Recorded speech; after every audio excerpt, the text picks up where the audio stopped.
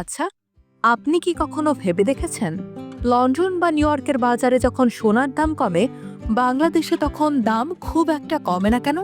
বা বিশ্ববাজারে যে দরে সোনা বিক্রি হচ্ছে, বাংলাদেশে কেন তার চেয়ে অনেক বেশি টাকা গুনতে হয়? সোনা কেনা কি এখন শুধু বিলাসিতা নাকি এক বড় ধাঁধা? আজকের এই পডকাস্টে আমরা এই রহস্যের জট খুলব। প্রথমেই একটা বিষয় পরিষ্কার করা দরকার। আন্তর্জাতিক বাজারে সোনার দাম নির্ধারিত হয় আউন্স হিসেবে, আর আমাদের দেশে হিসাব হয় ভরিতে। 1 ফেব্রুয়ারি 2026-এর হিসাব ধরলে দেখা যায়, আন্তর্জাতিক বাজারে 1 আউন্সের দাম যখন $4,892 আশেপাশে, বাংলাদেশে তখন 22 ক্যারেট সোনার ভরি $2.5 লাখ ছাড়িয়ে গেছে। এই পার্থক্যের প্রথম কারণ হলো আমাদের নিজস্ব কোনো সোনার খনি নেই। আমরা পুরোপুরি আমদানি নির্ভর।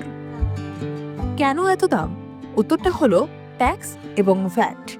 বাংলাদেশ জুয়েলার্স অ্যাসোসিয়েশন বা বাজুস যখন দাম নির্ধারণ করে, তখন তারা শুধু আন্তর্জাতিক বাজার দেখে না।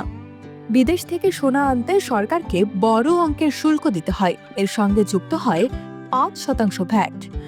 আপনি যখন এক ভরি সোনা কেনেন, আপনি কিন্তু শুধু সোনার দাম দিচ্ছেন না, বরং সরকারের ট্যাক্স এবং ভাউচার ফিও দিচ্ছেন। আরও একটি বড় খলনায়ক হল ডলারের বিনিময় হার।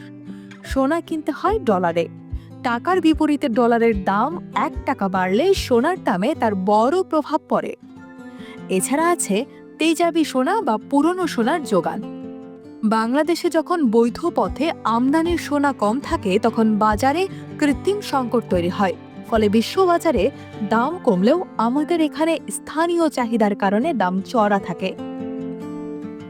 সহজ কথায়, শুল্ক, ডলারের দাম এবং গহনা তৈরির মজুরি, এই তিনের যোগফলই হলো বাংলাদেশের আকাশচুম্বী সোনার দাম। তাই সোনা কেনার আগে শুধু বিশ্ববাজার নয়, স্থানীয় ডলার রেট আর বাজুসের চার্ট দেখে নেওয়া বুদ্ধিমানের কাজ।